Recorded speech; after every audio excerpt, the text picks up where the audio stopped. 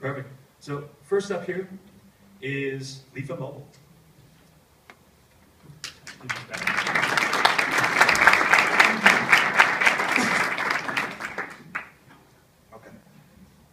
Good afternoon, everyone. My name is Sandy Samuel. I'm co-founder of Lefa Mobile, and I want to share a story with you today. So, a few kilometers just down the road, in Bafokeng, there's a lady named Mrs. Litwan. Now, Mrs. Litwan has been running a creche out of her apartment building for the last 21 years. And essentially what she's been doing for the past 21 years is she's been managing her business's banking through a personal account, particularly because of the complexity, managing the fees, managing the charges, and that sort of thing. So essentially, but what's started to happen over the last year or so is that some of the customers have started to want to pay her via mobile money. Essentially, they've started to say, listen, we've got money in our mobile wallet, so we want to pay you with it. But of course, being a small business, she cannot afford not to take people's money. So what she does is she takes those payments, but what it also means is that she's got to run around town trying to find ATMs to cash out those mobile wallets before they expire. She has to sort of, ask for another password and that's it. But of course, Mrs. Litsala's problem is not unique. This is a small business problem generally in this country. So in 2010, there were about 5.6 million small and medium businesses in this country. Only 300,000 of them employ 5 or more people. And the rest, of course, employ 5 or less people. But if you look at the contribution to GDP, SMEs contribute 34% of GDP and 60% of the employment. So from a numbers perspective, you start to see the importance of SMEs in the economy. But of course, something else has started to happen in the last few years, and there's been a revolution in mobile money, okay? And to show you how big it is, as of January 2014, there are 9 million people with mobile wallets in this country. MTN's mobile money system got 1 million people in just 9 months. That just goes to show you how popular mobile money is becoming and how keen people are to use this platform. But of course, the small business challenge is, right, to tie back cash flow. The cost of banking cash is very expensive, liquidity, flexibility, and mobility. So the sort of solution that you're looking for small businesses, of course, has to solve this problem. So it's going to allow small businesses to get instant payment. It's going to allow fewer cash transactions to reduce that cost, easy access to value, any cell phone, anywhere, any platform, anytime. Okay. But of course, there's challenges with the current mobile money system if you want to apply it to small businesses. The first thing is they're very isolated ecosystems, there's no interoperability, and there isn't any central access to that value, okay? So, what we are proposing, ladies and gentlemen, is a platform to bring all of these things together. What Lefa Mobile is going to provide is a platform to bring all of these things together, provide a mobile banking platform for small and medium businesses so they can, that's interoperable, so they can access the value centrally, and so they can receive that value centrally as well. Okay. So what the offer looks like is we're offering small businesses centralized value, easy access, easy use, affordable, which is very important in terms of banking for small businesses, any device, anywhere, anytime, giving small businesses that mobility and that flexibility. Okay. So what we've prepared for you today is a very small video of how the service is going to work. Okay, so I'll just run you through essentially how the functionality is going to work. So we've created an app where a user will get the app, they'll register, they'll sign up for the service, they'll use their cell phone number, of course, and that cell phone number that they use there is going to be their mobile banking account that people are going to send money to. Okay, they'll capture the name of the company registration number, mobile PIN to make sure that account is safe and secure, of course. There you go, see? So essentially what this service allows people to do is sign up and activate, and they just log in right straight after sign up. Okay? Full, there you go. Critical functions, okay. So what you're looking at really is how this particular portion refers to the transaction of the solution. The small business is capturing the payment, they capture the number, payment code, transact, okay, and then you see the amount reflects right at the top. So they always have a view of the activity that's happening in their account. Here they're looking at their reporting activity, essentially the transaction usually in the platform. Here they're sending an invoice to their customer. Okay, so they capture the cell phone number or the email address, and there we've got a field for the amount and the product description as well. go, capture the code, service description, the amount, another service description, of course. So this allows for people to capture as many services as possible. Okay, there you go. Now that's the invoice that gets generated from the system. The message has been sent. So essentially the recipient, that whoever the client for the small business is, gets that value.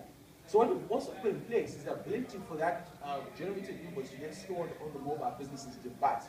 So they'll always have a record of what it is. And so of course that's what the invoice looks like.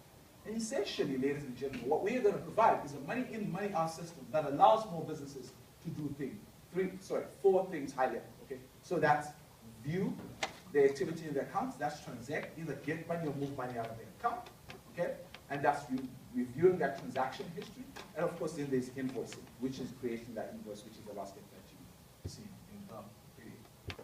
Okay, so as a going in position, we're looking at a beachhead market. We're looking at the FET ecosystem. Okay, we're looking at 150 FETs, private owner managed FETs being calculated, with over 30,000 transactions per month. You know, students paying into the FET, paying their fees on a monthly basis. We're looking to charge per transaction and nothing else. So there isn't complexity in terms of fees and what the products look like. And we're looking at saving FETs at around 6,350 rands a month per FET in terms of what banking charge. So what we're saying is, let's start to have a conversation around how we can empower small and medium businesses through mobile money. We've started to have that conversation with 3 key players in this space. So we'd like to invite you, ladies and gentlemen, to come and have this conversation with myself, Sanderson Woman, my wonderful co-founders, Flo Muswane, and Kutatso Mwako as well. Let's have a conversation about how we can start empowering small businesses and make sure that we give them that value that they deserve. Thank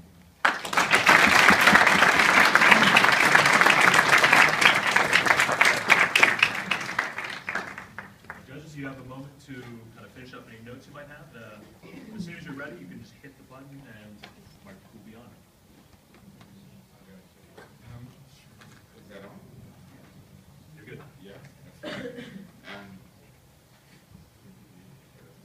What's your cost advantage? I mean, I don't understand why can you do this over other, let's say, banks? Well, banks have a lot of bank charges. Like for a company doing transactions that are less than 100 rands per transaction, you will still get charged the minimum 4% set for amounts like 1,000. Cool. So And, yeah. can I continue? Yeah. Yeah. And you are able to get, I suppose, in the markets, there are mobile points of sale devices that are available, like the NetBank, Pocket POS, and the apps available, but they still carry, you know. The NetBank guy after back there. Oh, really? Okay. Can we have a conversation afterwards? But they still carry, you know, charges that the small and medium businesses that we've spoken to have said are too high. So, for example, with the NetBank, Pocket POS, I think it's up to 2.75% in transaction fees, and you still have to pay for the device. I think it's 1,500 for the device.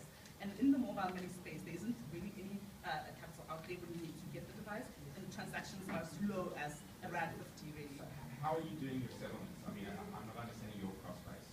So essentially how the mobile money works is that although money, it seems like money moves between cell phone numbers, the value actually moves between bank accounts in the banking system.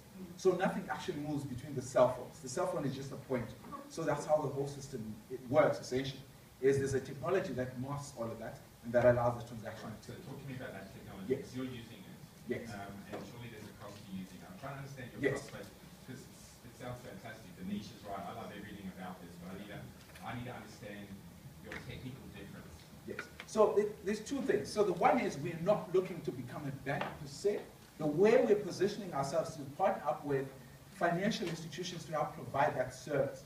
But in terms of the way the technology space is looking, we already have identified 3 key players. So that's Benserve, that's Time, and that's Pattern Master as well, who are willing to sort of come aboard and have that discussion with us. So in terms of that cost discussion, it's still evolving. But in terms of the discussions we've had, they're looking pretty good. And we're confident that we Cool. can. Sorry, I don't want to monopolize the time here. So just tell me about your technology. Then. Is there a settlement API that you guys are tapping into that allows us transfer between accounts using a mobile interface? Talk to us a Absolutely. little bit about that. Yes. Absolutely. Okay, so I'll give you an example actually with something that the technology provider that we've spoken with has already put out there, the MTN Mobile Money, right? So what happens is customers account via their cell phone number, they get created a mobile account, which is attached to the bank account, right? And the settlements then between the mobile account and the person's cell phone number happens on a web platform. So the person is able to log in and view those balances and view whatever transactions that's been happening. So the settlement is happening in the background with the technology that we've spoken about from Pattern Match. So, you know, that part of things we feel is already settled. Lefa happens to that. Okay. So sorry, last thing. So you're using existing technology and your difference, you're actually making margin by adding the service layer, the software, the mobile software on top. And that still is going to save money to the institutions that will transact It's using still your low. software. Yeah, it's still low. And remember how our going in position is only to essentially enable only one mobile money platform. But what we've spoken about developing is to enable a lot more mobile money platforms. You can think about the 4 different ones that are on the market now to be able to function on one platform. Yeah, just on volumes, have you got an idea of what's your critical mass volume to break even? Yeah, so at the moment we're looking at 250,000 subscribers. 250,000 Yeah. break even. And what do you think the market size is? For FET colleges, we're looking at total number of students, 800,000. And, you know, at the moment, we're still benchmarking ourselves for 250,000 out of that 800,000. So I was kind of getting into my question, customer development, in five FET colleges. Have you spoken to any of those colleges? Have you wanted to speak to your students in those colleges? Yes, we've spoken to a few colleges. I think we've got 5 at the moment that we've spoken with. And we have rounds of focus groups with students that we are planning. Okay. So, what essentially we've discovered, there are several things, there's several layers. I think the key important thing is that there's a much bigger ecosystem within the FETs that we need to understand. But in terms of our product, our client really is the FET college. And in terms of driving that relationship, the FET colleges are key. They really want to understand the product more. So we've agreed that we're going to really go into their space, try and understand more and try and make sure that the product is designed around that ecosystem. And as opposed to, you know, in terms of driving end user adoption of the technology, to pay FETs through this technology, I think it's also important that part of our customer development, which, you know, they've agreed to let us do, is going and understanding the broader student ecosystem. So that definitely is in the works. So just looking at the, I mean, if I understand the technology, would everybody involved in the transaction need to download your app in order to make this work? Absolutely not. It works primarily on USSD, actually. It works primarily on USSD. The people who will be downloading the app are the ones that want to use the billing functionality, the invoicing, and essentially to have a view of all the different mobile wallet inputs onto one account. But in terms of interacting with the platform, it works primarily via USSD, so they will easily upload that download anything, whether you are the business or even the customer of the business. And then, and is it right to assume because you're using the mobile phone, you don't need to do FICA when people are sending and receiving money? Well, when you sign up for an account of that sort, the base accounts, there are 3 levels of accounts that you can sign up for. The base account doesn't require FICA-ing because the assumption is that the customer is already FICA'd, because you have to sign up by a mobile number. And that attaches to your home affairs, sort of like information that they hold, your ID number and how your name goes and that. So if they want to move a level up, so there are restrictions, of course, that are for that base account. If you want to move up, then you can go to a vendor, whether it's a Pick and Pay or a Spar or a mobile operating shop, to do a face-to-face pickup, right? And that involves just the person's ID.